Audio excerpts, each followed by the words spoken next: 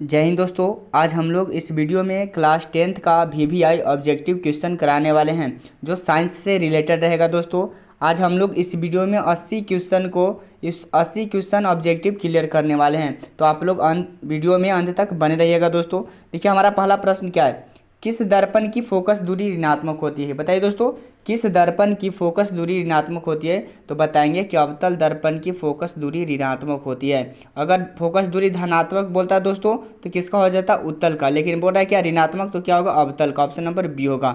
इसी तरह से दूसरे नंबर प्रश्न को देखेंगे दोस्तों। दूसरे नंबर प्रश्न है, दर्पण की फोकस दूरी एफ वक्रता त्रिज्या r में क्या संबंध है। बताइए दोस्तों, दर्पण की फोकस दूरी एफ और वक्रता त्रिज्या r में क्या संबंध है, तो बताएंगे कि एफ बराबर r/2 होता है। ऑप्शन नंबर बी होगा दोस्तों। इसी तरह से तीसरे नंबर प्रश्न को देखेंगे हम लोग। समान दृष्टि के लिए स्पष्ट दृष्टि की न्यूनतम दूरी है।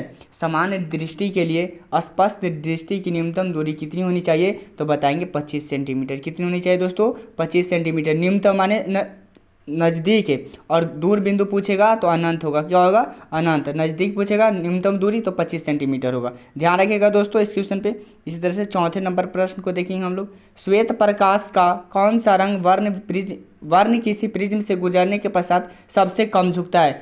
बताइए दोस्तों, श्वेत प्रकाश का कौन सा रंग है जो किसी प्रिज्म से गुजरने के पश्चात सबसे कम झुकता है, तो बताएंगे हमारा कि लाल है जो सबसे कम झुकता है। कौन सा है दोस्तों, ऑप्शन नंबर सी होगा। देखिए दोस्तों, आप लोग के लिए बहुत इंपॉर्टेंट क्वेश्चन है। आप लोग एक कॉपी एक कलम लेकर बैठ जाइएगा और इस क्वेश्चन को एक एक करके नोट कर लीजिएगा और इस क्वेश्चन को पूरे को याद कर लीजिएगा। दोस्तों आप लोग एक एक क्वेश्चन 1 से 80 तक हम कराने वाले इस वीडियो में, आप 80 क्वेश्चन को ही कॉपी पे नोट करिएगा। दोस्तों इसी तरह से हम लोग बढ़ते हैं आगे प्रश्न के लिए, 5वें नंबर प्रश्न के लिए। 5वें नंबर प्रश्न क्या है, आँख की रेटिना, मानव आँख की रेटिना द्वारा बनाई गई छवि होती है। बताइए दोस्तों, मानव आँख की रेटिना द्वारा बनाई गई छवि क्या होती है दोस्तों, तो बताएंगे हमारा वास्तविक और उल्टा होता है। क्या होता है दोस्तों, वास्तविक और उल्टा होता है। इसी तरह से 6ठे नंबर प्रश्न को देखेंगे दोस्तों। आकाश का रंग नीला प्रतीत होता है। बताइए, आकाश का रंग नीला प्रतीत होता है किसके कारण होता है दोस्तों। आप लोग इस क्वेश्चन के आंसर कमेंट बॉक्स में जरूर बताइए दोस्तों। ऑप्शन नंबर क्या होगा, ए होगा कि बी होगा कि सी होगा कि डी होगा, जल्दी से कमेंट करके बताइए दोस्तों क्या होगा। आकाश का रंग नीला प्रतीत होता है किसके कारण, तो बताएंगे हम लोग प्रकाश के प्रकीर्णन के कारण, प्रकाश के प्रकीर्णन के कारण। इसी तरह से 7वें नंबर प्रश्न की ओर बढ़ेंगे दोस्तों।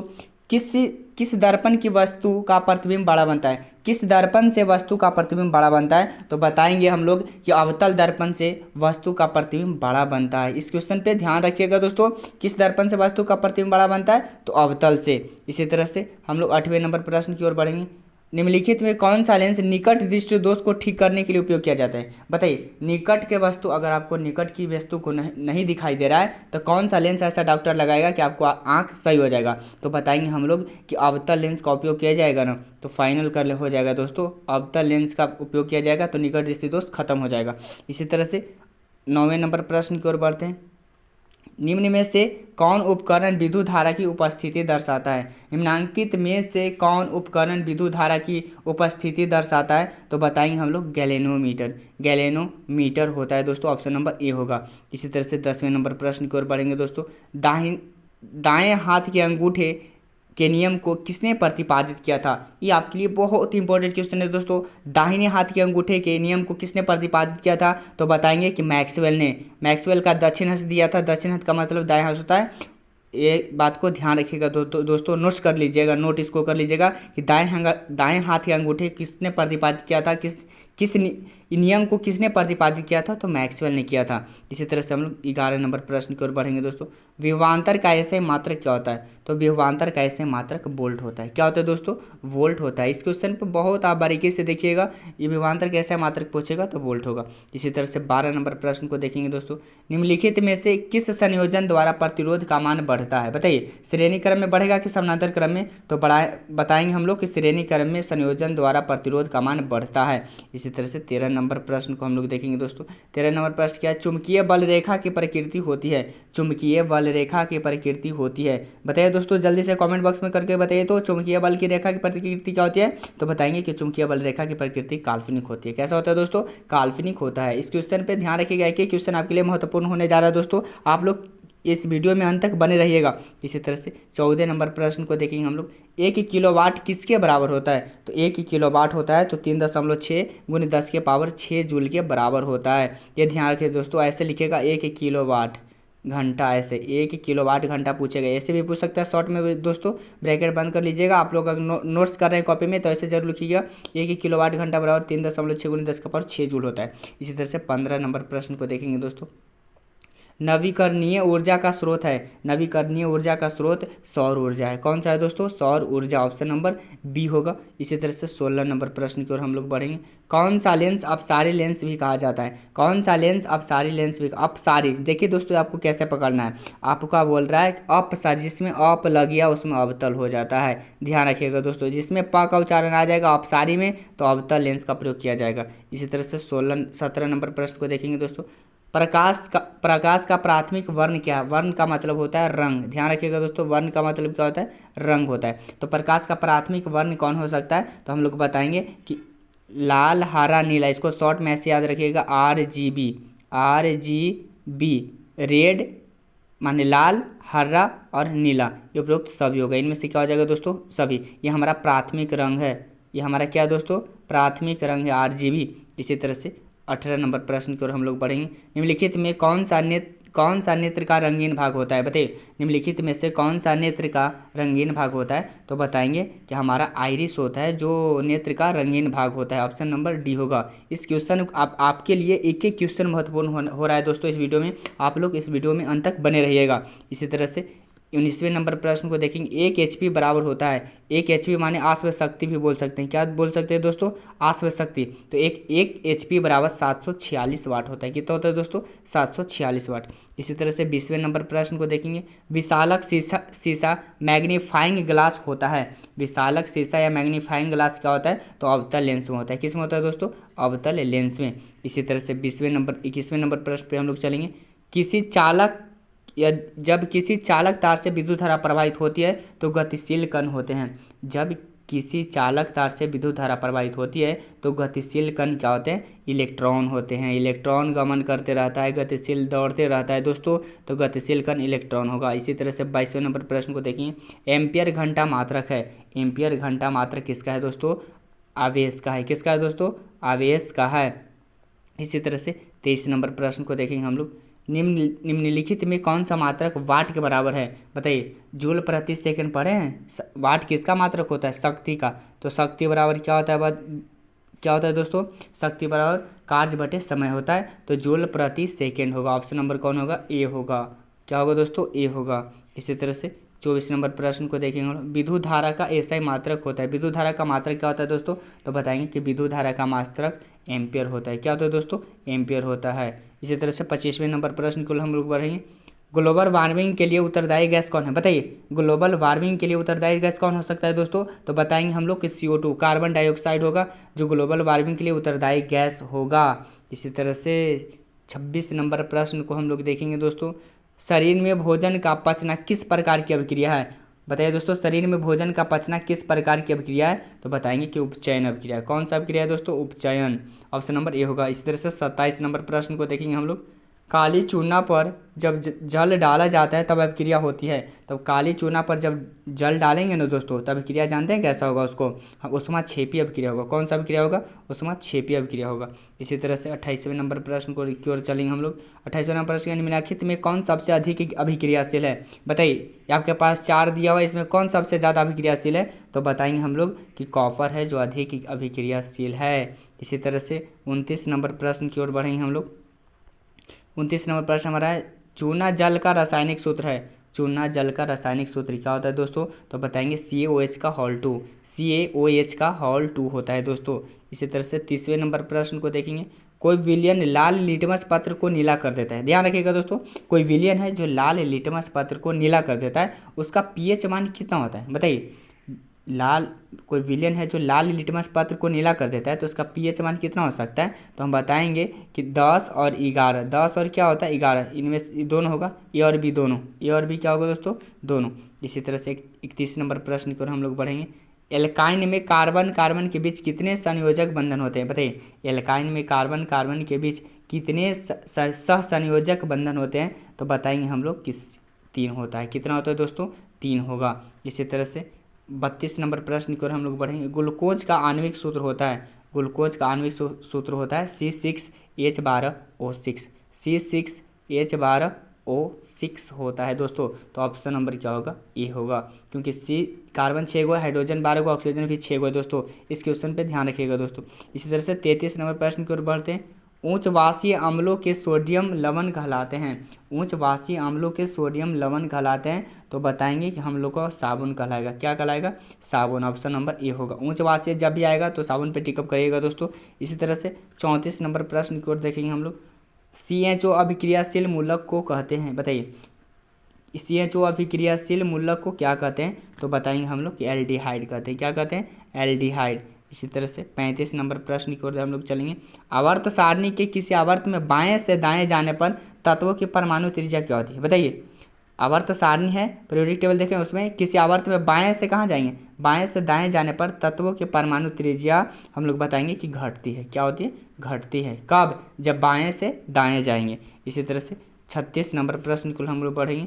36 नंबर प्रश्न हमारा है, निम्नांकित तत्वों में उनके अधातु गुण के अनुसार बढ़ते क्रम में सजाएं। Lithium, oxygen, carbon, beryllium, fluorine है। तो किस क्रम, बढ़ते क्रम में किस प्रकार सजाएंगे हम लोग? तो देखेंगे लिथियम, फिर बेरिलियम, फिर कार्बन, ऑक्सीजन, फ्लोरीन, इस तरह से सजाएंगे दोस्तों। ऑप्शन नंबर बढ़ते क्रम में इस तरह सजेगा, ऑप्शन नंबर बी होगा। इसी तरह से हम लोग आगे बढ़ेंगे।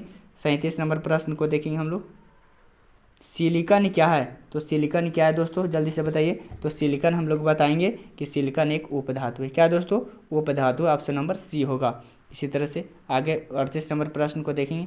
निम्नांकित में कौन विद्युत धनात्मक तत्व है? जल्दी से बताइए दोस्तों। निम्नांकित में कौन विद्युत धनात्मक तत्व है? तो बताएंगे कि सोडियम हमारा है जो धनात्मक विद्युत तत्व है। इसी तरह से 38 नंबर प्रश्न को देखेंगे हम लोग दोस्तों। टिहरी बांध का निर्माण किस प्रदेश में किया गया? बताइए दोस्तों, टिहरी बांध का निर्माण किस प्रदेश में किया गया? तो बताएंगे हम लोग कि टिहरी बांध का निर्माण उत्तराखंड में किया गया। कहाँ किया गया दोस्तों? उत्तराखंड में। इसी तरह से 40 नंबर प्रश्न की ओर देखेंगे हम लोग। निम्नांकित में किस धातु को किरोसिन में डुबाकर रखते हैं? जल्दी से बताइए दोस्तों। निम्नांकित में किस धातु को किरोसिन में डुबाकर रखते हैं? तो बताएंगे हम लोग कि सोडियम को जो किरोसिन तेल में डुबाकर रखते हैं दोस्तों। इसी तरह से 41 नंबर प्रश्न की ओर देखेंगे। अपमार्जक से बनाए जाते हैं। तो अपमार्जक से क्या बनाए जा सकते हैं दोस्तों? Surf Excel, shampoo, easy Surf, सब, इनमें से सभी। इसी तरह से 42 नंबर प्रश्न को हम लोग देखेंगे दोस्तों। सौर सेल में किसका उपयोग होता है? सौर सेल में किसका उपयोग होता है दोस्तों? तो हम लोग बताएंगे सौर सेल में सिलिकॉन का उपयोग किया जाता है। किसका दोस्तों? सिलिकॉन का। इसी तरह से 43 नंबर प्रश्न को देखेंगे हम लोग। निम्नलिखित में से किसका उपयोग खाना बनाने वाले ईंधन में नहीं होता है? बताइए दोस्तों। एलपीजी का कि सीएनजी का कि एलपीजी का, बायोगैस का, कोयला का, किसका होता है जो ईंधन में नहीं होता है? तो हम लोग बताएंगे कि सीएनजी का उपयोग हम लोग नहीं कर सकते हैं खाना बनाने के लिए। ये सब का उपयोग कर सकते हैं लेकिन सीएनजी का नहीं कर सकते। इसी तरह से हम लोग 44 नंबर प्रश्न को देखेंगे। 2Cu+O2 2CO है, ऑक्सीकरण अभिक्रिया की, अपघटन अभिक्रिया की, उदासीनी अभिक्रिया की, विस्थापन अभिक्रिया, ऐसे लिखा हुआ है 2Cu+O2। फिर तीर का चिन्ह है दोस्तों 2CO बना तो कौन सी अभिक्रिया ऐसी कहलाएगी? तो हम लोग बताएंगे कि ऑक्सीकरण अभिक्रिया कहलाएगा। कौन सा अभिक्रिया दोस्तों? ऑक्सीकरण। इसी तरह से 45 नंबर प्रश्न को देखेंगे हम लोग। निम्नांकित में कौन सा समीकरण संतुलित नहीं है? निम्नांकित में कौन सा समीकरण संतुलित नहीं है? देखिए दोस्तों, संतुलित कब होता है? जब दोनों ओर तत्वों की संख्या सेम हो। हाइड्रोजन 2 है तो क्लोरीन 2 है, तो हाइड्रोजन 2 है, क्लोरीन 2 है, 2HCl बना ना, तो हाइड्रोजन 2 क्लोरीन क्या हो गया? 2। तो हम लोग इसमें बताना क्या? संतुलित नहीं है, नहीं को पहचानना है। तो हम लोग देखिए यहाँ पे PbNO3, PB सिंगल है तो PB सिंगल है हमारा, N क्या होगा? 2 तो N 2 हो गया, N 2 है। देखिए N क्या है? 2 नहीं है, ये भी तो हमारा संतुलित अब क्या नहीं। ये ऑप्शन नंबर क्या होगा? बी होगा, क्योंकि देखिए नाइट्रोजन 2 N में 2 से गुना करेगा तो 2N होगा, लेकिन यहाँ पे N एक ही होगा और कहीं पे N लोग रहा नहीं, तो ये हमारा संतुलित अभिक्रिया नहीं है। इसी तरह से 46 नंबर प्रश्न को देखेंगे हम लोग। उदासीन विलयन का pH मान क्या होता है? तो हम लोग बताएंगे कि उदासीन विलयन का pH मान 7 होता है। कितना होता है दोस्तों? 7 होता है। इसी तरह से 47 नंबर प्रश्न को देखेंगे हम लोग। निम्नलिखित में कौन दुर्बल अम्ल है? निम्नलिखित में कौन दुर्बल अम्ल है दोस्तों? तो CH3COOH हमारा जो दुर्बल अम्ल है। इसी तरह से 48 नंबर प्रश्न को हम लोग देखेंगे दोस्तों। क्रायोलाइट गैस क्या है? क्रायोलाइट यस्क किसका है दोस्तों? तो बताएंगे क्रायोलाइट है जो एल्युमिनियम का है। किसका है दोस्तों? एल्युमिनियम का यस्क है। इसी तरह से 49 नंबर प्रश्न को देखेंगे हम लोग दोस्तों। पोटेशियम की परमाणु संख्या है, तो पोटेशियम की परमाणु संख्या कितनी होती है दोस्तों? हम लोग बोलेंगे कि 19 होता है। कितना होता है? 19। कैल्शियम का पूछेगा तो 20। इसी तरह से ध्यान दीजिएगा दोस्तों, आपके लिए बहुत इंपॉर्टेंट क्वेश्चन होने वाला है इस वीडियो के माध्यम से। फॉर्मिक अम्ल का आईपीएससी नाम क्या होता है बताइए? फॉर्मिक अम्ल का आईपीएससी नाम क्या होता है? मेथेनोइक अम्ल होता है। क्या होता है दोस्तों? मेथेनोइक अम्ल। इसी तरह से 51 नंबर प्रश्न को देखेंगे हम लोग दोस्तों। इथाइल एल्कोहल का अनुसूत्र है। इथाइल एल्कोहल का अनुसूत्र क्या होता है? C2H5OH। C2H5OH होता है, ऑप्शन नंबर सी होगा। इसी तरह से 52 नंबर प्रश्न को देखेंगे दोस्तों। एल्काइन कौन है? एल्काइन कौन है आपसे पूछ रहा है दोस्तों। तो एल्काइन होता है जो हमारा C2H2 एल्काइन है हमारा। क्या है दोस्तों? C2H2 एल्काइन है। इसी तरह से 53 नंबर प्रश्न को देखेंगे। चीनी का रासायनिक सूत्र क्या होता है? तो चीनी का रासायनिक सूत्र होता है C12H22O11। C12H22O11। ध्यान रखिएगा दोस्तों इस वाले रासायनिक सूत्र पे कि चीनी का रासायनिक सूत्र जब भी पूछेगा तो कार्बन 12 गो रहेगा, हाइड्रोजन 22 गो रहेगा, ऑक्सीजन 11 गो रहेगा। इसी तरह से 54 नंबर प्रश्न को देखेंगे हम लोग। एसिटिलीन में कार्बन कार्बन के बीच सहसंयोजक बंधन की संख्या है। एसिटिलीन में कार्बन कार्बन के बीच सहसंयोजक बंधन की संख्या कितनी है दोस्तों? तो बताएंगे हम लोग कि 3 है। कितनी है? 3 होती है। इसी तरह से 55 नंबर प्रश्न को देखेंगे हम लोग दोस्तों।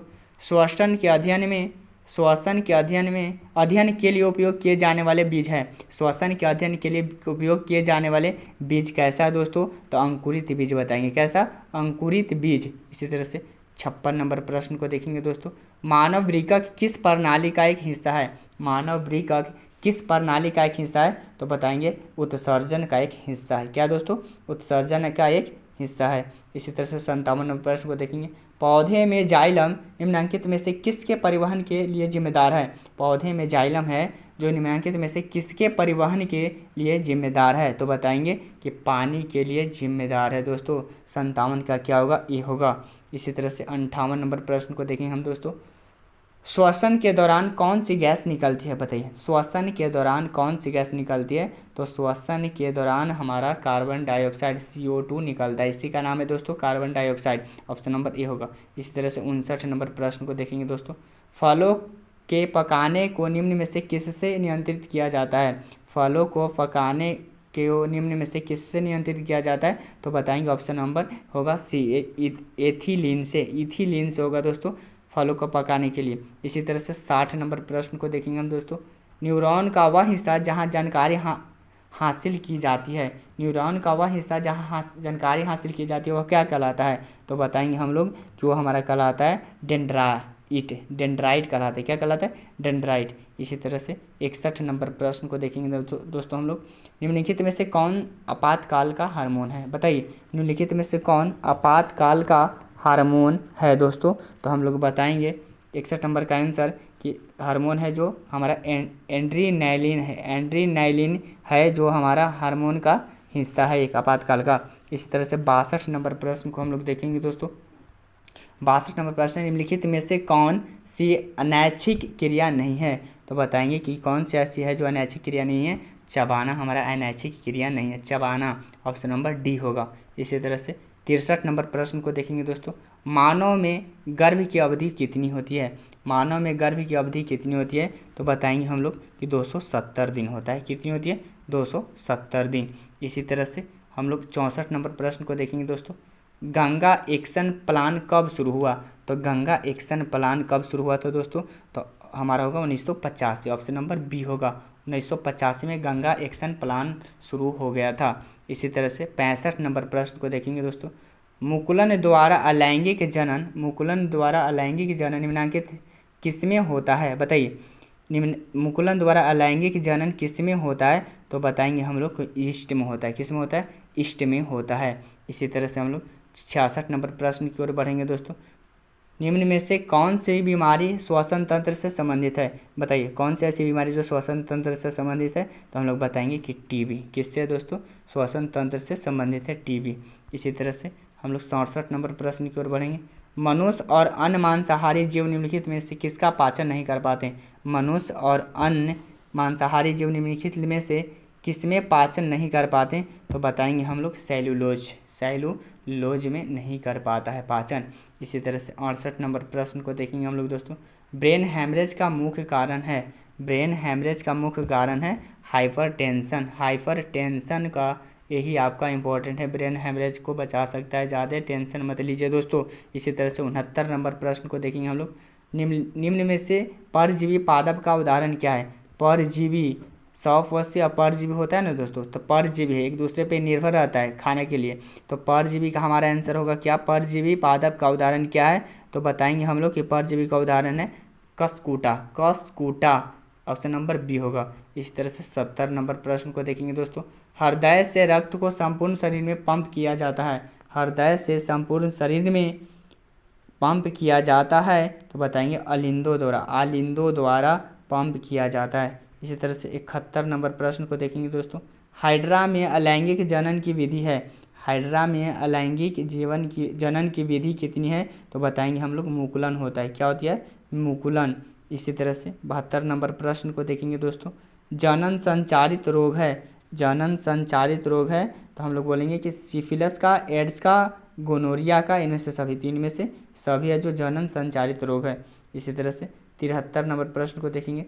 पुष्प का सबसे बाहरी भाग क्या कहलाता है, पुष्प का सबसे बाहरी भाग बाहरी दलपुंज कहलाता है, इसी तरह से 74 नंबर प्रश्न को देखेंगे। ब्लड समूह ए में कौन सा एंटीबॉडी होता है, तो बताएंगे हम लोग कि कौन सा ऐसा है जो एंटीबॉडी होगा, तो हम लोग बताएंगे कि बी हमारा होगा जो एंटीबॉडी होगा समूह ए में। इसी तरह से 75 नंबर प्रश्न को देखेंगे। रक्त में ग्लूकोज की मात्रा निम्न में से कौन नहीं नियंत्रित करता है, रक्त में ग्लूकोज की मात्रा निम्नलिखित में से कौन नियंत्रित नहीं करता है, तो बताएंगे कि इंसुलिन है जो नियंत्रित नहीं करता है, किसकी मात्रा, ग्लूकोज की। इसी तरह से 76 नंबर प्रश्न को देखेंगे दोस्तों। पादप वृद्धि हार्मोन है, तो पादप वृद्धि हार्मोन है क्या हमारा दोस्तों, बताएंगे हम लोग कि जीवरेलिन। इसी तरह से आगे बढ़ेंगे हम लोग प्रश्न की ओर। 77 नंबर प्रश्न को देखेंगे दोस्तों। हार्मोन स्रावित होता है, हार्मोन किस में स्रावित होता है, तो अंतः स्रावित ग्रंथों से होता है, ऑप्शन नंबर ए होगा। इसी तरह से 78 नंबर प्रश्न को देखेंगे दोस्तों। मनुष्य के मुख गुहा में कितने जोड़े लाल ग्रंथियाँ पाई जाती है, मनुष्य के मुख गुहा में कितने जोड़े लाल ग्रंथियाँ पाई जाती है, तो बताएंगे कि 3 जोड़े हैं जो लाल ग्रंथियाँ में पाई जाती है। इसी तरह से 79 नंबर प्रश्न को देखेंगे दोस्तों। एंड्रोजेम क्या है दोस्तों, तो मेल हार्मोन है, क्या हमारा, मेल हार्मोन है। इसी तरह से 80 नंबर प्रश्न को देखेंगे दोस्तों। मटर को अपने प्रयोग के लिए किसने चुना, तो मटर को अपने प्रयोग के लिए मेंडल ने चुना था, किसने चुना था, मेंडल ने। अगर आप लोग को वीडियो 1 से 80 तक आपका इस वीडियो में आपको फाइनल कर दिया दोस्तों। अगर आपको सभी क्वेश्चन अगर आपको अच्छा लगा होगा तो आपको कमेंट बॉक्स में दिल वाले इमोजिंग को आप लोग को कमेंट बॉक्स में इमोजिंग करके बताना है दोस्तों। अगर आप लोग को वीडियो पसंद आएगा तो चैनल को सब्सक्राइब और वीडियो को लाइक करना मत भूलिएगा दोस्तों। और जितने क्लास 10th के 2025 में बिहार बोर्ड में एग्ज़ाम देने वाला स्टूडेंट है, उन सभी लोगों के पास एक बार वीडियो को शेयर जरूर करिएगा दोस्तों। जय हिंद दोस्तों।